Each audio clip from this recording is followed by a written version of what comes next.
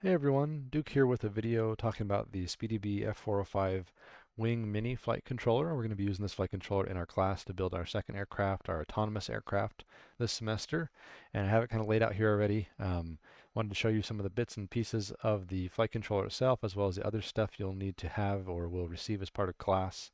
I'll scoot this over for a second here. So this is our Speedybee box here. Comes with an instructional guide, this little tray with the 3 boards, okay, and it comes with these packs of hardware. So we have some assembly hardware here, some pins here, and then we have 2 multi-packs here of other items, mostly wire harnesses. We also have a capacitor here, a bit hard to see, and we have a alternative, or I guess there are 2 alternative plates in here that can be used to mount the flight controller in different configurations. So you'll receive the flight controller in this package as part of your build, and then additionally to that, you also receive a Walksnail GPS. So this is a Walksnail WS M181. I'll zoom in a little bit here, and it just comes like this in a little bag with a small harness and the GPS. And then you also need to have supplied by your own supply. I won't be giving out receivers, but you need to have some kind of receiver to use with your aircraft. If you're going to use a serial receiver like this, that works great. If you're going to use a PWM receiver that is capable of serial output, that also works fine. If you're going to use an ELRS PWM receiver, maybe the one from your other plane that we already built, you'll need to just chat with me on how to reconfigure that for serial output. It's not too bad. But here I have a serial ELRS receiver, so I'll be kind of demonstrating with that in this video. Let's zoom back out here. Okay. There we go. Not too far. Don't get the messy desk in view too much. Okay.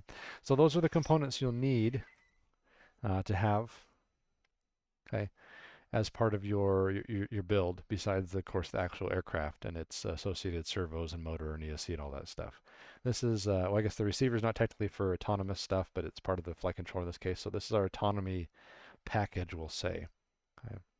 So let's go a little bit deeper into this in this first part of the video. And in the second part of the video, I will kind of talk about how to mount this flight controller into our aircraft and kind of show you a couple of examples of that hopefully will help you understand as you're putting this together, how do you want to build it out, which wires do you want to use in terms of how long they are and that kind of thing, and just give you some things to think about in terms of layout. So I'm going to scoot the receiver over to the side right now, as well as the GPS. We're going to go a little bit more in depth on the flight controller gear here. And I want to remind you not to throw this away. The quick start guide is actually really helpful. I end up Google searching the manual half the time, which is basically what this is. So if you have it on hand, you can just reference this instead of having to pull it up on your computer every time. And we have the front side here in English and the back side is in Chinese. Okay. They're both the same. But one thing I want to point out kind of right off the bat is there are a couple different ways, a little bit too close, there are a couple different ways to assemble this flight controller.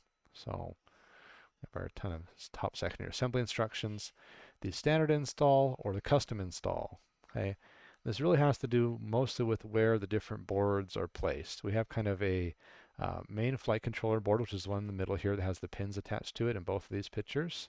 We have a PDB or power distribution board, which is here on the top and here on the bottom. And then we have this like kind of backer plate that is shown here, 2 different versions of the backer plate. So a smaller one or a larger one, depending on which way you assemble the flight controller. So I'm going to show you how I assembled mine. And this is just because I assembled this like this, I don't know, a couple of years ago. It wasn't necessarily that I built it this way for this specific plane. So you may find an advantage to doing it a different way than what I did. But if I bring over my flight controller that I've already kind of built out here, whoops, okay. Here is the flight control with all of the associated stuff we'll basically need this semester plugged into it. We can kind of see though, I chose to do mine in kind of a hybrid, if that makes sense. So I have more of this configuration on the right, where the power distribution board here is on the bottom. That's where all these XT60s are connected to. Okay. But I went with the vertical pins. Okay, so the pins are mounted vertically out of the board as opposed to being the 90-degree pins here. Okay. Now if I remember right, I think I just did that because I liked the colored pin indicators, yellow, red, black. I remember to plug things in the right way. And when they give you the pins in the hardware, they don't give you colored 90-degree pins. There's black. Um, but either way, whatever you want to do, I think will work fine for this aircraft. If you are more space constrained on a specific aircraft, it may be more advantageous to use the 90-degree pins. Like I said, it's really up to you. But if you look at the layout here, I just also was kind of used to from other flight controllers that I've built and stuff, having the PDB on the bottom, so having the main power and power to the ESC and from the battery on like the bottom of the board, just because I've done Maytech flight controllers before, and they usually have the PDB on the bottom. But you can totally mount it on the top or the top side of the flight controller. That's totally fine. That's not going to cause any problems. It'll just be a different routing mechanism for your wires and your power leads and everything. Okay, so that's one thing I wanted to point out to you. And if we kind of correlate that with our 3 boards here, let's zoom in a little bit. We have our actual boards here. So these 2 are the main ones you see in the picture, and then in the pack, multi-pack here, if we were to open this up, let's kind of slightly open this up here. If I can find the right edge. There we go.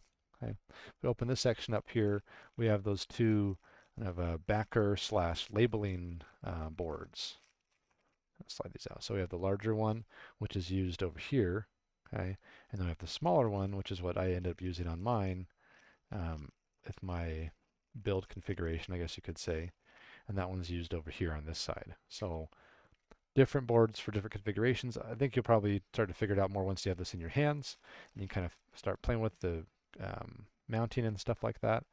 But you also notice that the boards have different labels on them to some extent. Well, these ones are both the same right here, but it's labeled differently a little bit depending on which side you use of the board.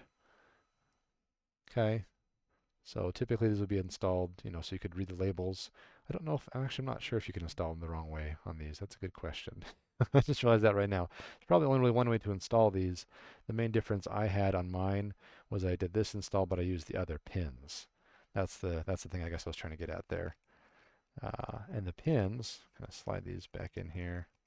I'll do that a little bit later, so I'm not doing that on camera. The pins here are in this little bag they give you, and you can see that you have the black, yellow, and red pins that are vertical, or we have the 90-degree pins, which are pretty nice as well for certain applications. But they're all black, and so, I mean, obviously you could check things to double check and plug in the right way, but I like having the colors. I thought that was kind of cool. And when I initially built this board, I just soldered it up to build it. I didn't have a particular airframe in mind. I just wanted to get it up and functioning and testing things out. So there are your different configurations of the flight controller. And again, it will maybe make more sense to you to put it a certain way when you build this together for this plane. But I'll be using the one that I already built, so I'll have that configuration shown in all the videos and mounting and that kind of thing. Okay. One thing to keep in mind when you're building this is you'll need to attach this capacitor. This is the capacitor here to the PDB board somewhere. If it's on the top, it'll need to be attached up there. If it's on the bottom, it'll be attached up there. You can kind of see mine here. I have the PDB board on the bottom. The wires are going in. The capacitor is kind of right on top of the wire leads there. And so it's out of the way. It's not going to block anything per se.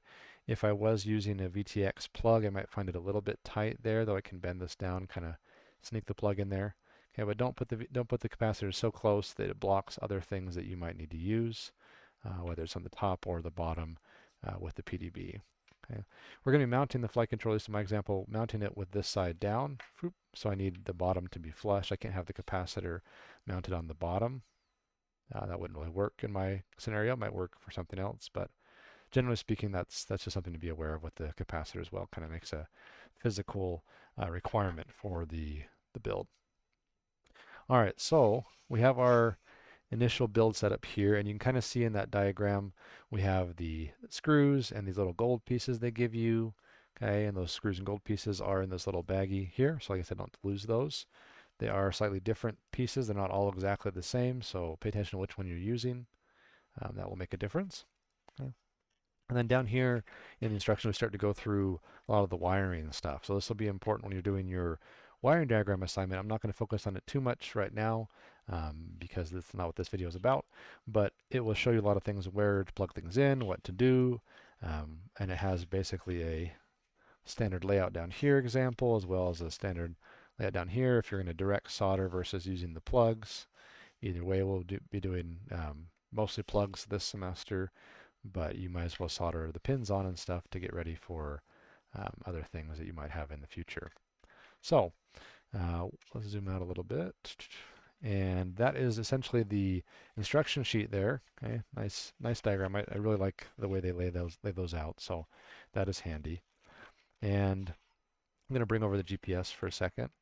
One thing I wanted to mention to you as you're working through things here is that I checked the harness here. So if we look at the wiring harness that comes with our GPS, it's only meant to go in one way, and you'll be able to check the pin layout and the plug layout, okay, to make sure lining up. So if I were to double check this would go in this direction. Okay. There we go. And so we have our wires coming off of the connector here. Now, when you look at the GPS itself, you can see on the back of the GPS here, it has a nice little pinout. TX, a little bit hard to read in the camera here, but TX, RX, ground, 5 volt, SCL, and SDA. And so you don't really necessarily need to look up a manual for this. It has the pinout right here. It's all we really need. But when we plug this in to our GPS, we have the other end of the plug, of course. And if you double check the colors and everything, and you take a look at your handy dandy instructions here. There we go. GPS interface, it shows you right here, this bluish area with the labels on it. That's where we would plug our GPS into. And that happens to be in exactly the right order for the other end of our GPS plug when plugged in correctly, which I feel like almost never happens when you have two different manufacturers. You know, this is Walk Snail and this is Speedybee, but maybe they're collaborating. That'd be nice to have some standards in terms of which wires are in which position on these plugs. Anyways, you can use this GPS with its included harness to plug right into your flight controller. However, it is not that long of a harness, relatively speaking, which I'll talk more about when we kind of show how to mount stuff in the plane. So you can use this one if you want. However, you can also use this harness that comes in the pack. Okay, it's meant for the DJI VTX or something like that. I can't remember, but I believe the pinout on this one is correct as well. You'll want to double check that on your diagram. You can also, they give you this nice one here, the other set of packs, the other pack of wires here, that's much longer, this multicolored one here. And what it does is it has one end that's already pinned, and then has one end with bare pins. So you see the connector is down here, but doesn't have the pins installed in it yet. So the pins are right here on the wire. So you can just pin this into this connector.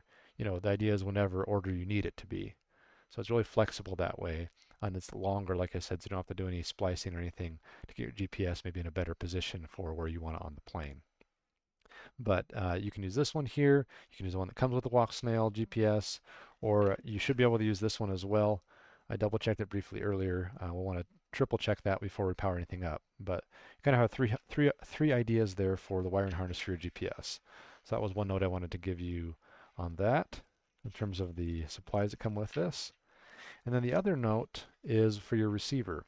Okay, so this harness comes in the pack that has the boards in it, and it's got 4 pins into a connector here, and then it has 4 bare wires here. If you can see those very well, but those are just bare wires, no pins or anything, ready to solder. So when I had my receiver over here earlier, okay, the one I've already been using, you can see that I used that harness and I just soldered it right up in the correct position to my receiver. So power to power, ground to ground, TX to RX, RX to TX. And so we have that ability there. If you have a serial receiver, you just solder it right up. If you happen to be using it in a PWM receiver that has, you know, physical plugs, then what you'll probably want to do is crimp some pins and a connector onto this end so you can plug it into your receiver. I'm happy to help you with that. That's kind of an alternative method if you're using the same receiver. So you would be putting pins on both ends of this to plug right into your receiver. So that's your receiver plug. All right. Other wiring harnesses they have in here with included with the kit and everything.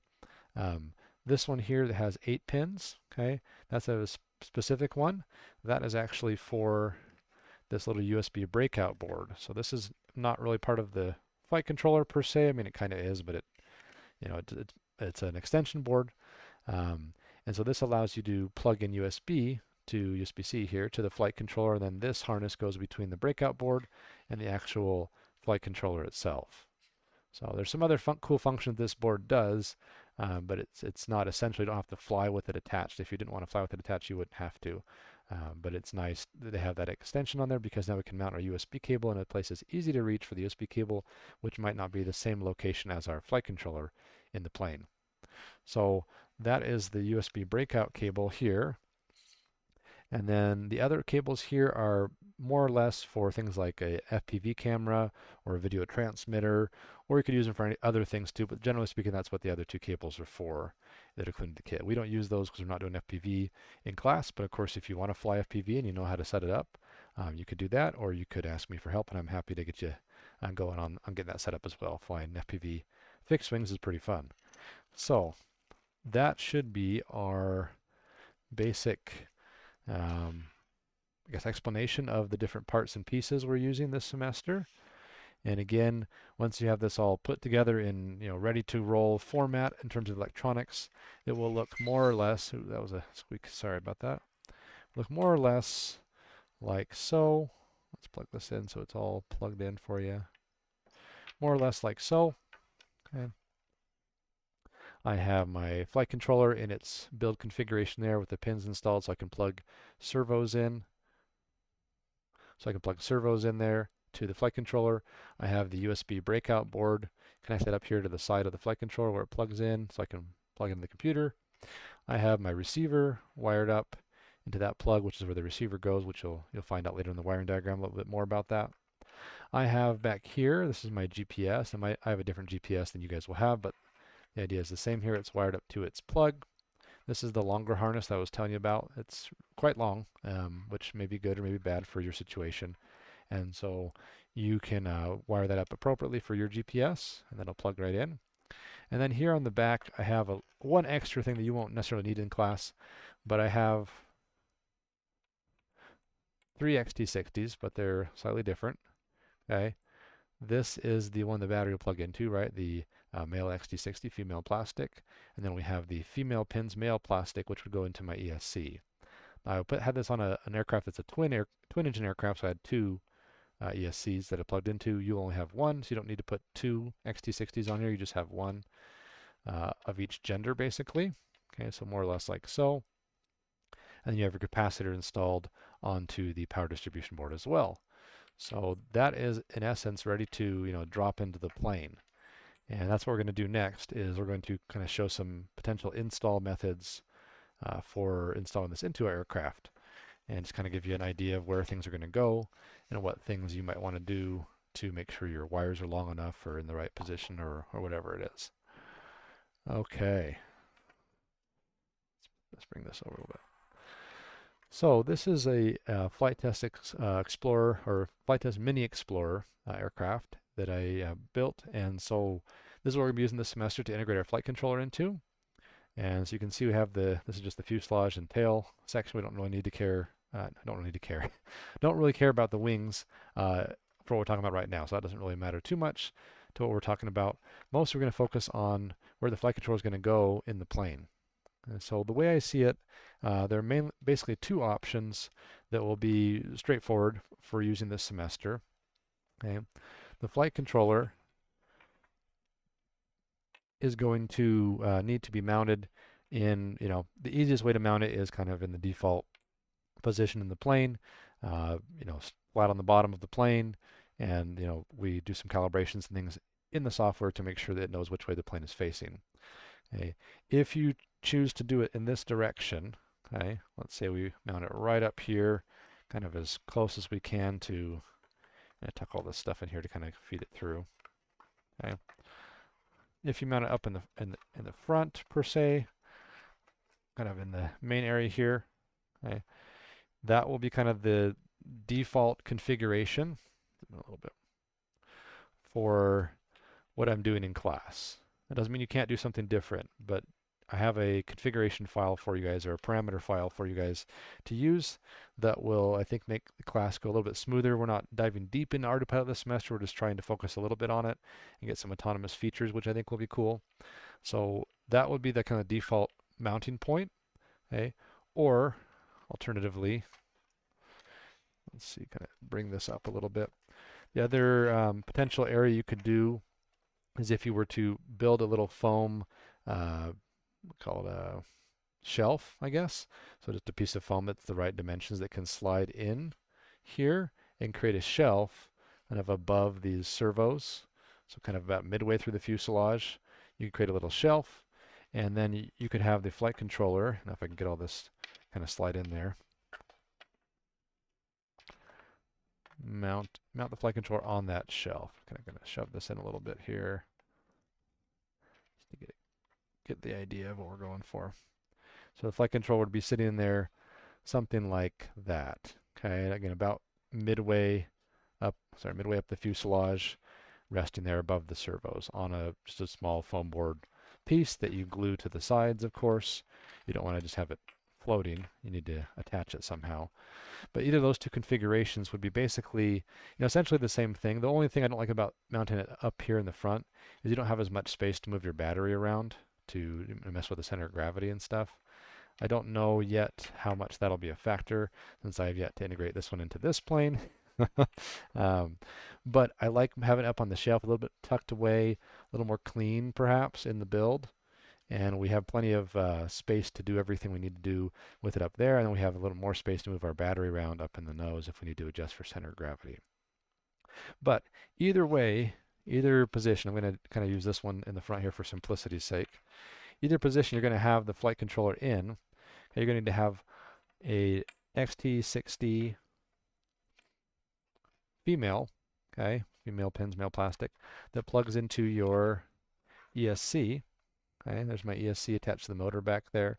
That's going to be plugging together, inside the plane somewhere. Okay, so that's one requirement. Those need to reach each other.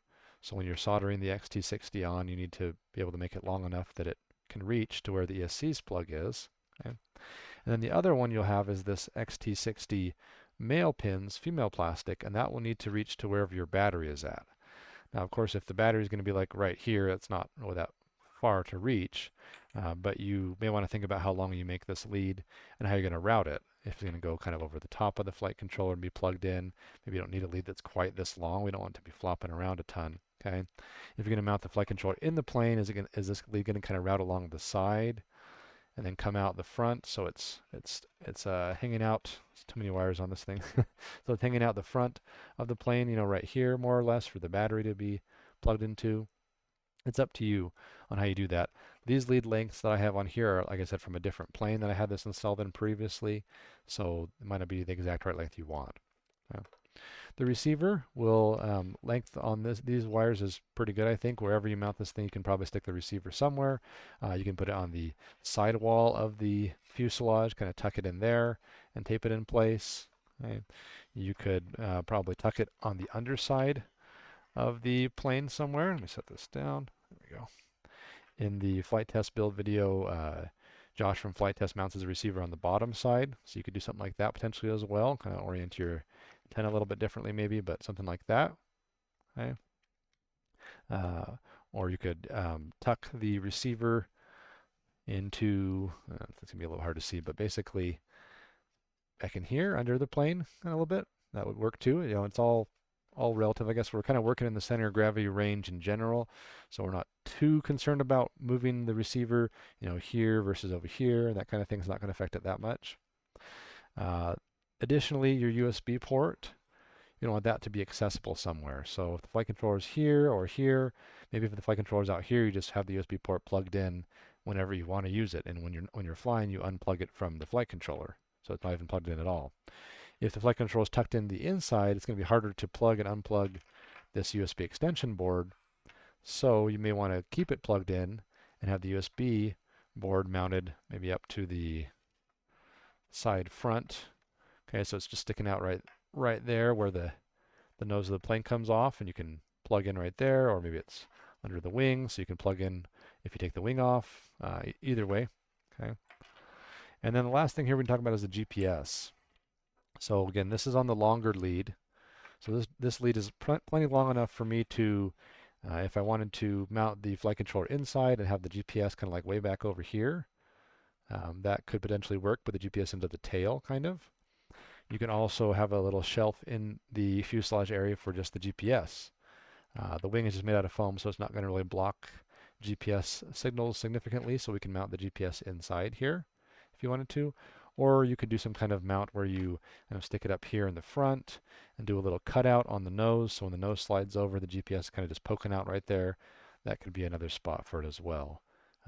So just to think about those things as you're mounting this up, and which wires you're going to use and how long you're going to make them, and where they're going to go and that kind of thing. Mostly with the XT60s, but also with your GPS cable, where you're going to put that. And then of course just general thinking about, do I want this to be connected all the time? Is it only for parameter changes, then I unplug it, or whatever you want to do there. And your receiver of course as well will need to be placed somewhere. So when you are building this out, just think about those things, and let me know if you have any questions. I think that should cover what I wanted to cover in this video. So happy building. Thanks.